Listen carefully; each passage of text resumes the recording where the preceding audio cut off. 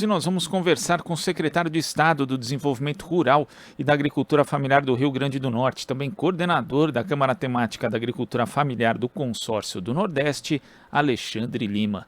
Bom dia, Alexandre. Muito bom dia, muito bom dia, muito bom estar dialogando com vocês. Muito bom recebê-lo aqui no nosso programa também, Alexandre. E o Rio Grande do Norte vai sediar a primeira Feira Nordestina de Agricultura Familiar e Economia Solidária. O evento que começa hoje no Centro de Convenções em Natal vai ter como mote central a grande festa da colheita. Primeiro, Alexandre, queria que você desse detalhes de como vai ser o evento e também da programação. Pois é, a partir de hoje, perdão, a capital dos potiguares se tornará na capital da agricultura familiar do Nordeste. Um evento que já inicia com um sucesso total. É um evento que já tem mais de 1.500 inscrições de agricultores e agricultoras de todo o Nordeste, um evento promovido pelo Consórcio Nordeste, pela Câmara Temática da Agricultura Familiar, que tem um rol de parceiros e que aqui o governo do Rio Grande do Norte tem a honra de poder estar à frente, né? Então, o evento começa hoje, um evento que tem como principal ponto ampliar o diálogo e mostrar à sociedade a riqueza e a pujança desse segmento da agricultura familiar do Nordeste.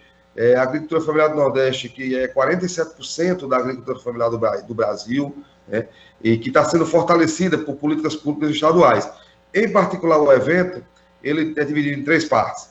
Nós temos uma parte do evento que é destinada para os agricultores e agricultoras familiares, esse grupo que já está inscrito, que vai ficar de hoje até domingo, geralmente na parte da manhã, até às 14 horas, e a partir das 16 horas nós temos aberto a feira em si, que é o espaço de comercialização dos produtos da agricultura familiar. São mais de 90 cooperativas que vão estar em Natal a partir de hoje, e também com muita cultura, né?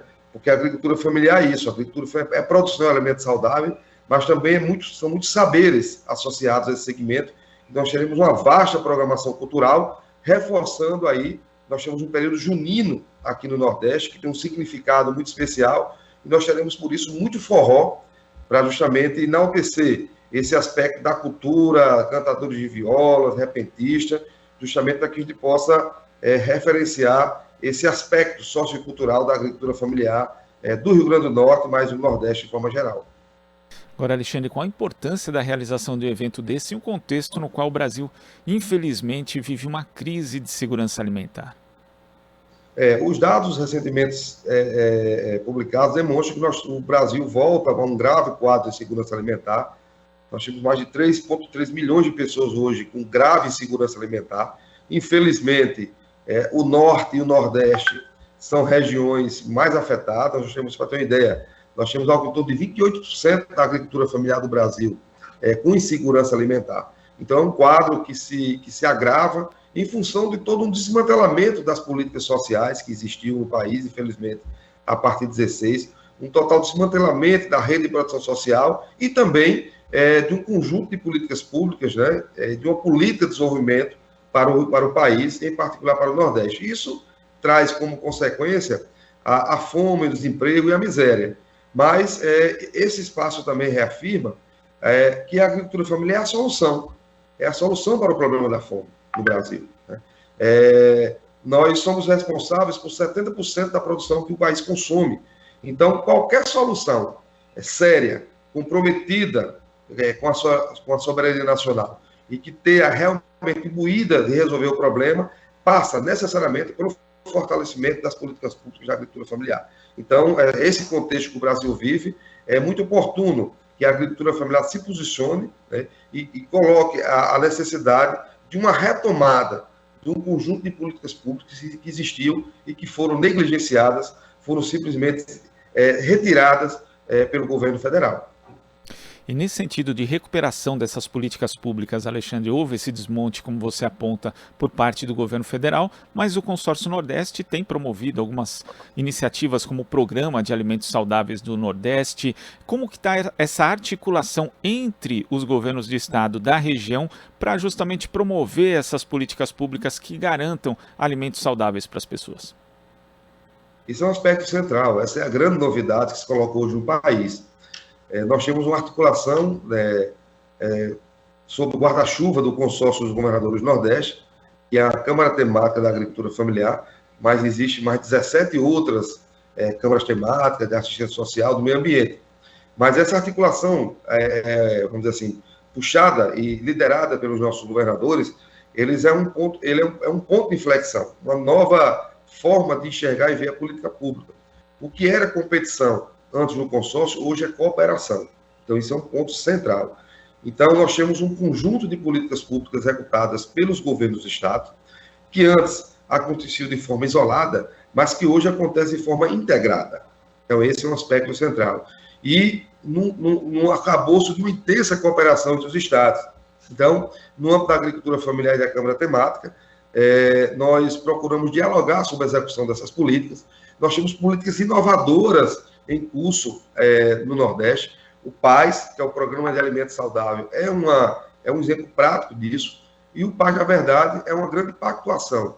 É um conjunto de políticas pactuadas que os governos do Estado estão pondo em execução no Nordeste, que apontam para a ampliação da segurança hídrica, ampliação da assistência técnica, uma nova geração de programas governamentais de compras institucionais, né? Como eu falei, as compras públicas institucionais na federal foram desmanteladas, né? E aqui no Nordeste a gente avança com legislações próprias, né? O Rio Grande do Norte, o Piauí, Pernambuco, Maranhão, Ceará já estão com legislações próprias, ampliando o processo de compra da agricultura familiar. Aqui no Rio Grande do Norte, por exemplo, durante a pandemia, o governo do Estado comprou 25 milhões de reais. O Programa Nacional de Alimentação Escolar, aqui no Rio Grande do Norte, nós compramos 48% da agricultura familiar. Então, na medida que nós temos um retrocesso das políticas públicas a nível nacional, aqui no Nordeste nós avançamos para qualificar e ampliar esse programa. Nós temos um forte programa no processo de agroindustrialização, que é a agregação de valor aos produtos da agricultura familiar, e essa feira é um ponto de encontro dessas políticas, né? Nós estamos possibilitando que a agricultura familiar se insira no mercado privado, ampliando as compras públicas, mas se insira nos mercados privados, e o resultado disso, a feira vai mostrar, que é café da agricultura familiar, cacau, nós vamos ter cervejas da agricultura familiar, por exemplo, nós temos a cerveja de licuri, a cerveja de umbu na Bahia, teremos a cerveja de caju e a cerveja de cajarana aqui no Rio Grande do Norte, mostrando que é possível sim, que é possível avançar em termos de agregação de valor, em termos de inserção desses produtos no mercado institucional e privado, e também um conjunto de outras políticas de inclusão social, né, e de ampliação da segurança hídrica, de convivência e do fomento para a produção de alimentos saudáveis a partir dos princípios da agroecologia e da convivência com o semiárido. Agora, a feira também é de economia solidária, Alexandre. E no começo do governo Bolsonaro existia ali a Secretaria Nacional de Economia Solidária, que depois o Ministério do Trabalho foi extinto.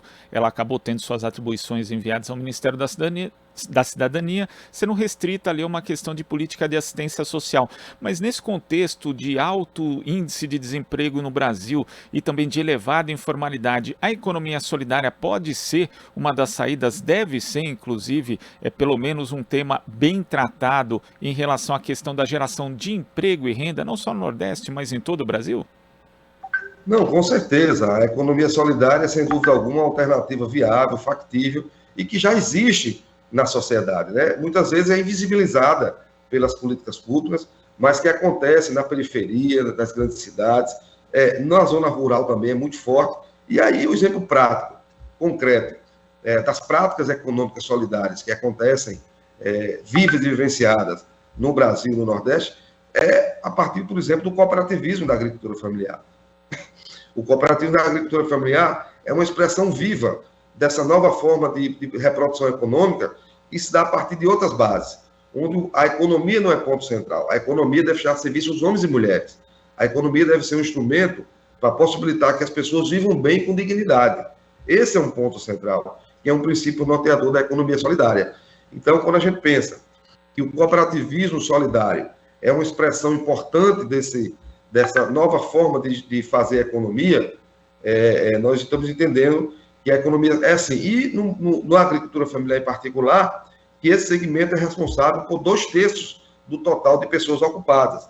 não necessariamente com carteira assinada, porque são relações familiares que se estabelecem, mas são, sim, um importante e estratégico forma de reprodução econômica a partir justamente da ocupação das atividades econômicas. E, de forma geral, com certeza, as cooperativas urbanas, as formas socio-organizativas, né, de reprodução econômica e social dessas famílias são uma expressão importante da economia solidária e que se estabelecem e se espraiam por todo o Brasil. E, Alexandre, um dos painéis programados aqui para amanhã trata da reforma agrária, uma agenda necessária para o resgate de um projeto de soberania nacional. Esse tema é outro que também, associado à questão da economia solidária, do cooperativismo e da agricultura familiar, tem que voltar a ter uma centralidade numa agenda de reconstrução do país? Não, com certeza. O acesso à terra é um ponto central para que as pessoas possam viver com dignidade. Nós não temos nenhuma experiência internacional onde nós tenhamos um processo de construção de soberania nacional e de produção de alimentos sem que tenha havido um processo de reforma agrária. Então, essa é uma agenda central que, como um conjunto de outras, foi totalmente esquecida, né? Na verdade, é negada. Não se trata só de esquecê-las ou desmerecê-las, é um processo de negação da reforma agrária. Então, nós entendemos que o acesso à terra, de uma forma qualificada, onde as pessoas possam ter as condições dignas, né, de sua reprodução social, é uma agenda fundamental para que a gente possa resgatar um grande projeto de desenvolvimento rural sustentável, centrado na produção de alimentos. E para que a gente tenha produção de alimentos, é preciso que nós tenhamos um amplo processo de reforma agrária, inclusive mexendo nos índices de terra, né, nos índices de produtividade que não foram mexidos, que ainda são lá da década de 70. O latifúndio, sem dúvida alguma, é uma herança que nós temos do nosso processo colonial que breca o nosso processo de desenvolvimento rural, né? E aí nós temos que ter muita clareza que essa agenda do acesso à terra, essa agenda da reforma agrária, ela é central para esse novo processo de construção de um projeto de desenvolvimento rural que resgate a cidadania e que efetive a soberania nacional. Então, essa pauta é sempre presente. Nós estabelecemos isso como um ponto central da discussão da feira, que é a retomada de um processo de reforma agrária.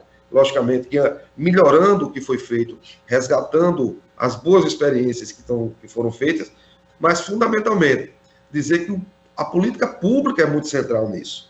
Nós não podemos abrir mão de um Estado forte que acolha aqueles que mais precisam, de um Estado que tenha políticas públicas nacionais, né? E aí a gente tem que fazer uma negação muito forte do orçamento secreto, que é um desmantelamento das macropolíticas nacionais em favor de uma visão fragmentada, né? E que reproduz uma política antiga e antiquada e que, de certa forma, não privilegia as grandes pautas nacionais. Então, nós estamos reforçando dentro da feira a importância de nós pautarmos uma reforma agrária popular que atenda os interesses do nosso país e do nosso povo.